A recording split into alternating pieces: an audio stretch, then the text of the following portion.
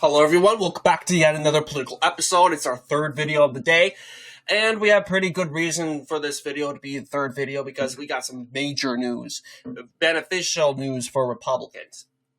John SUNUNU will be running for the said senator. To be the next senator. It is actually speculated that he will run. His decision will be expected by this November. But everyone has been doing a video on him, including Red Eagle, along with Real American, and the momentum is high. Mr. SUNUNU has come out and expressed a run after his brother, Chris SUNUNU, the former governor of New Hampshire, declined a desire to run, allegedly seeking a nomination to the said United States. He's trying to seek the GOP nomination for president. He's probably running for president. And, of course, just the anger that literally you were the key to help us expand the Senate, and you just threw that aside. So you want to run for president. I'm like, okay, Chris SUNUNU, I don't care. You're not getting that nomination. I'm just going to say, you know what? We're not rewarding the bad behavior. But, if your brother John wants to run, we're going to give him the keys to the Senate. And I'm really hoping he does run. And this is why, if John SUNUNU runs, we are pretty in good shape to win the said Senate. And here is why I think so. So we got to talk about the SUNUNU name because, of course, there is something called the SUNUNU dynasty that has long time existed in, which has long time existed in the state of New Hampshire. I want to believe, yes, you got a lot of people that are with the name SUNUNU. I want to believe it starts with the father, though, the former governor, John Henry SUNUNU. He is the one that's going to start all this. And what ends up happening, he's also a native Cuban, so interestingly enough, I don't know actually, was he American descent? Yeah, he's a whole bunch of different descents. He is Greek, Hispanic, Lebanese, Palestinian, Arab, Greek. He's like a super mutt. But honestly, this guy, he is pretty much a strong guy. And then again, he was just like every other governor. It's really his sons that are going to come into the picture, and they're gonna go, oh yeah, you're the former guy. You're of course that guy. You're related to the governor of New Hampshire, and this is why you see Chris SUNUNU doing so good.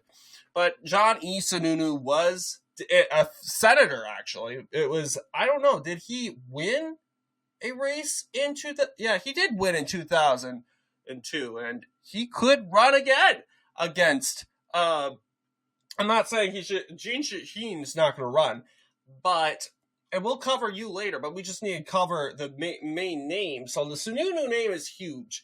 With the electoral history of John H.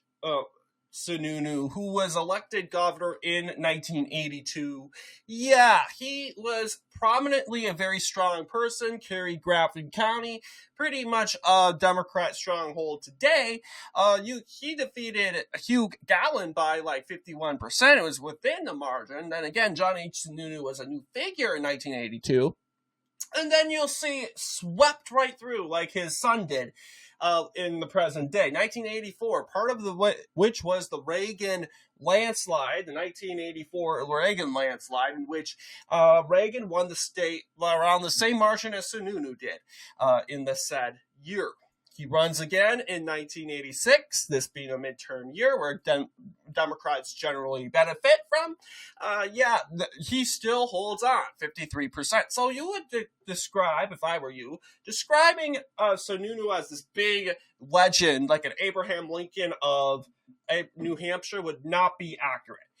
John H. SUNUNU's reputation would probably go up dramatically Uh, and he's only 86 too. He's still alive, and he's more popular now than ever because of his son Chris Sununu, who became the governor.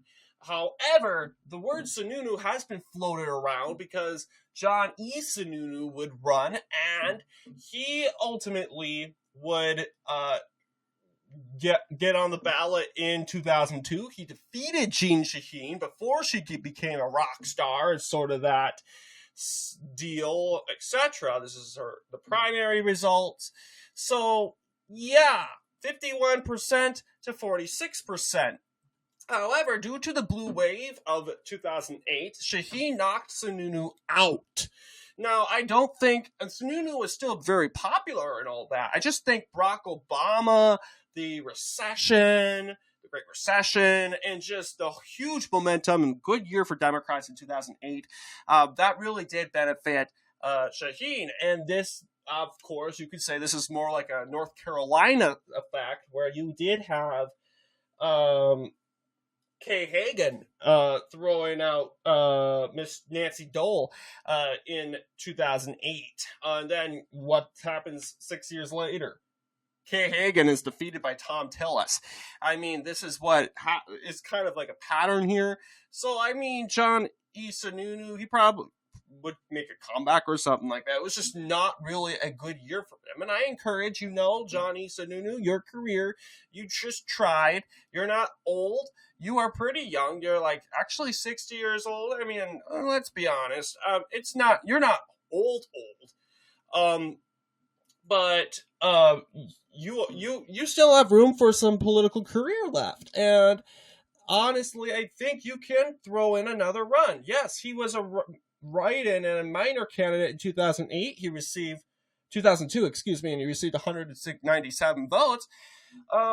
But now we got to cover your brother, Chris. And I don't know, is Chris your older brother or Chris your younger brother? I know Chris has really triggered us lately, ticked us off lately with his silly decisions. But Chris Sununu, you're 60 years old. Oh, yeah. John is older than Chris. He's 10 years older. John Sununu is 10 years older than Chris Sununu. But and there's a huge difference. John Sununu, more libertarian when it comes to trying to dismantle the deep state, all that stuff. And I think he resonates with New Hampshire and New Hampshireites more when it comes to this. Being more anti-deep state. Now, Chris Sununu's just deep state rhino, etc. He was too establishment. And I'll tell you what, GOP establishment doesn't suit well in New Hampshire. You have to be somewhat libertarian in order to win, of course, the full complicity of the said New Hampshire vote. So what we're seeing in regards to this electoral history, it's a big one. But you can clearly, obviously understand and realize that Chris Sununu, he won with that very good name. He did win less than 50%, well, 2% of the popular vote. And when his career ends up taking off. And there you go. Chris Sununu is reelected in 2018. He is elected in 2020 in a landslide this time. Double digits. No one really saw that coming. I think he does. Yeah, he definitely does better than... No, he doesn't do better than his father. What am I thinking? But yes, 56% in 2022. And that's when you get Kelly Ayotte. Okay, so the Sununu name's very popular, and I think, Chris Sununu, he's doing himself a disservice. He thinks he's going to win the GOP nomination. He thinks he can put stuff in for the GOP nomination. He might actually pick up his own state. That's fine. But, I mean, you're 50 years old. You don't need to retire, Mr. Chris Sununu. Your brother is considering running, and he's 60. And he thinks Mr. Chris Sununu thinks he's going to actually win that GOP nomination. I don't think so. Just because you're beloved in the state of New Hampshire, you're like a hero in New Hampshire, doesn't necessarily mean you're going to win. Now, we also got to talk about John Brown, because John Brown has already declared his run. And I've told you at the beginning of this year that I am very skeptical, and still I'm skeptical of John Brown. I understand Red Eagle likes him. I don't. And this is something I feel very strong about. I don't think John Brown has a chance. He threw, or is that really his name, though? 2026 United Senate election. But yeah, Mr. Brown, I don't think he stands a chance. I'm being quite honest with you. Scott Brown, not John Brown. What am I thinking? Scott Brown, yes.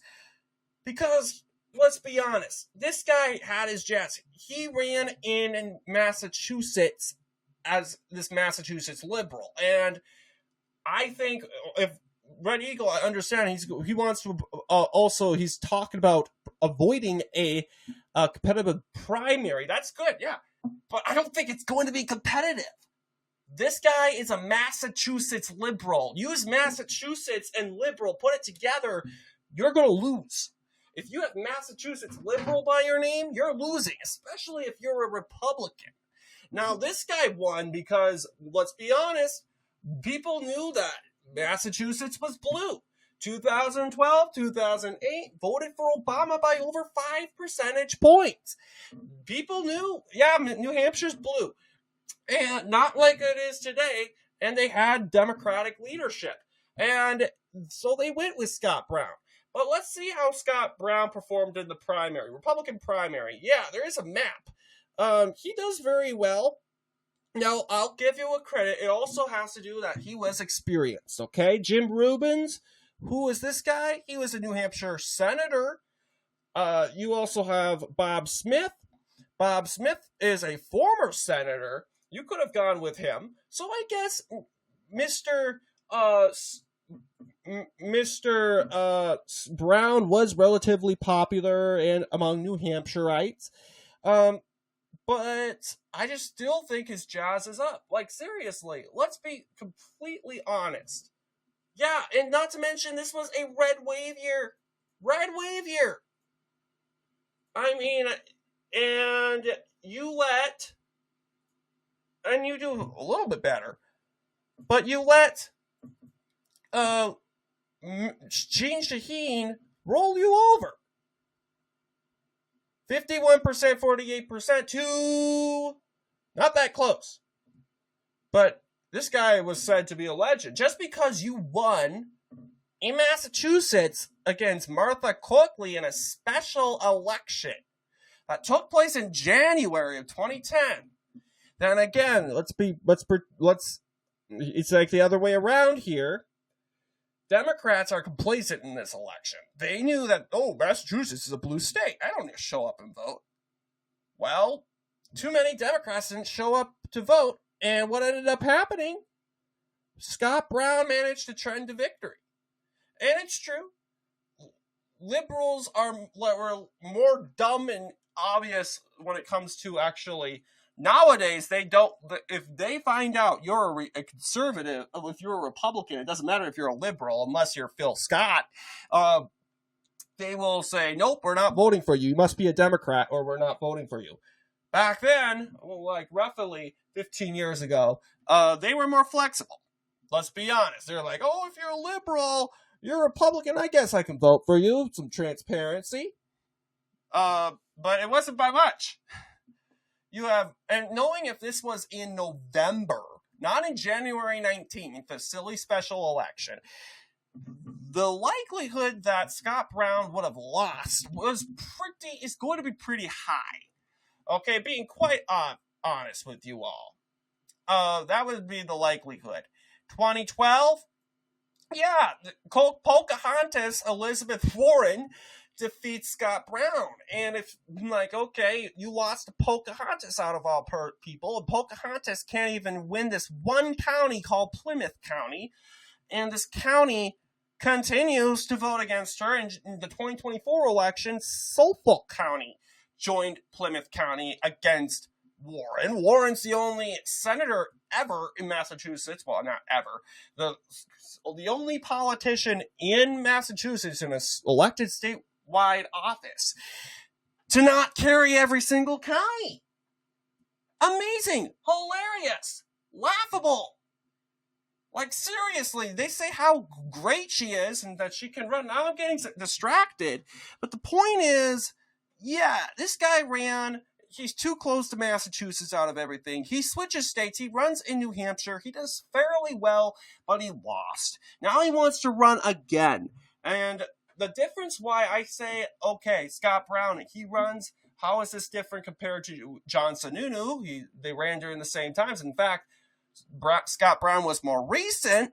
Well, here's the problem with Scott Brown running, and it's more recent. Yeah, I mean, he said past things, past comments, etc., etc., etc. You're now in a new, you're in a 7th party system, Mr. Brown. You ran during the 6th party system. 7th party system, to me, is the start of the Trump era. And now, this guy embraced Donald Trump. Donald Trump, I want to believe, appointed him to the ambassador to Samoa. But the problem with Scott Brown now, in this case, is specifically when it comes to the, let's go ahead and back. Yeah, the problem, what I have with Scott Brown, specifically in this scenario, is just his former stance. He's too close to Massachusetts. Let's just be honest. New Hampshire is not like Vermont. Now, if Brown was running in Vermont, that would be different. I would probably back Brown. But this is New Hampshire. And in New Hampshire, you need this libertarian-like candidate, and that's John Sununu. That's the best guy we got. That's the best guy we got. Like it or not. Like him or hate him, this is the best guy we got. Chris Sununu would be better, but John, hey, he's not a bad choice. But, and not to mention, he's not too Trumpian, he's not too establishment, and he's not too libertarian. Just right for New Hampshire. It also comes into place where Republicans bolstered in the voting average, in the registrations. Republicans have an advantage of over 44,000 voters. This was in 2024. Now, Kamala Harris won New Hampshire. But she, if you take a look at the results kind of left me stunned in ways like, let's see here. Yeah, you got this county right here, forgetting the name.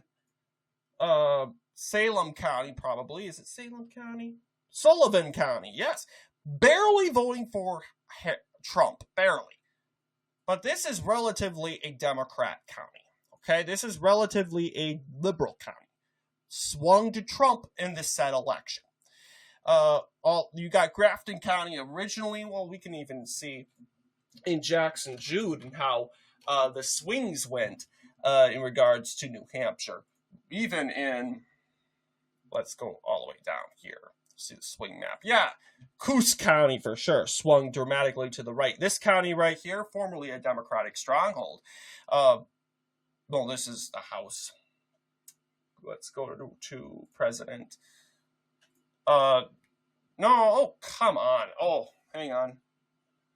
Past elections. Let's see if this works now. Nope.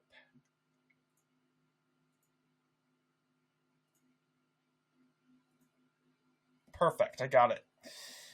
So, yes, you got Harris now getting more votes, like, go from 2020. Yeah, this was solid Democrat. This is Cheshire County, 17 for Biden. Swung back to Trump. Harris winning this county by 9.9. Let's take a look at this county right here. Now, Sullivan County has relatively been recognized as compatible. It did go for Biden by 3.6. Now, looking at this result, Trump barely winning. It can swing the other direction. Not saying that can't happen, but it's possible. Now, Merrimack County has always been sort of recognized as a compatible county. They did swing more to do Trump's direction there. Stratford County is still very Democratic. Used to be solid, though. So a lot is changing. This is a good scenario swing to the right.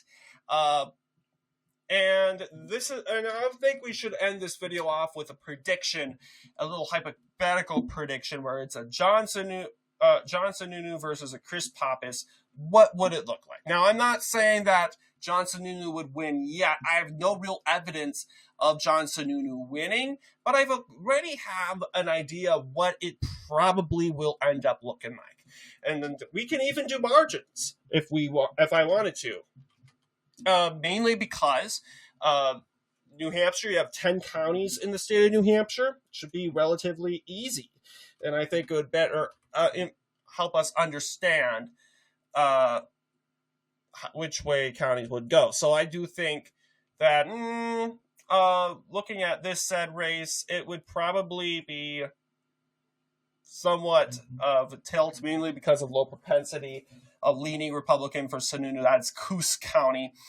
Not to mention, I want to believe that John SUNUNU lost Coos County. Did he lose Coos County? Yeah, Coos County used to be a huge Democrat stronghold. Huge Democrat stronghold. Whoops.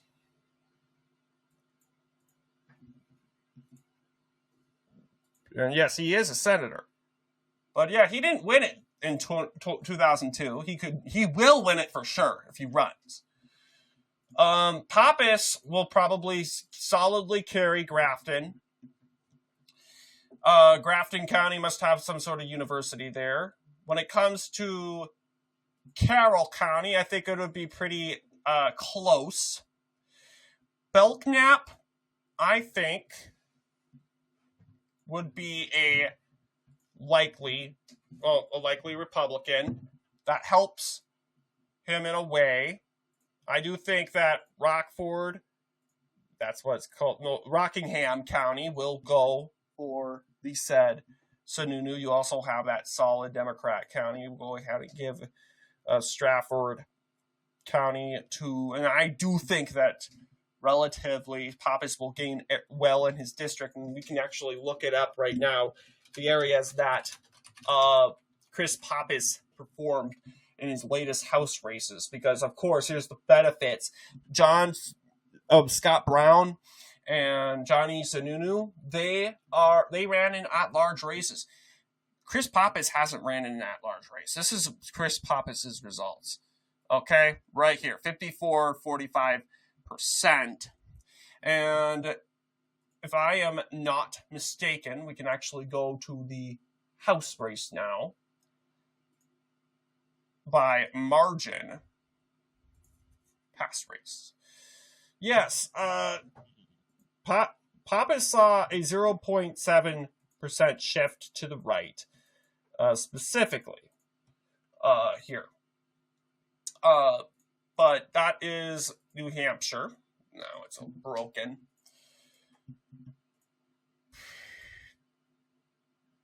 I do think Merrimack would be a likely Democrat. So I do think that Pappas will still win as of right now. Even I think Hillsborough County, I think that's Hillsborough County, if I'm not mistaken, will be Republican. Whoops. We're back at this again, darn it. Switch this around. All right, yes, this is Hillsborough County, tilting Democratic. Cheshire County, I think, will be...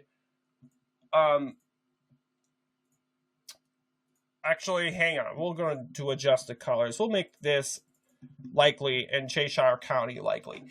And as for this, Sullivan, we'll just say it goes more Republican. And it looks something similar to something like this. 5-5. It looks kind of similar to the 2024 presidential race. However, margins are different. But if you got to ask me down in the comments, does this look more like a Pappas win or a SUNUNU win? Let me know down below. And as always, I'll see you all in the next political episode.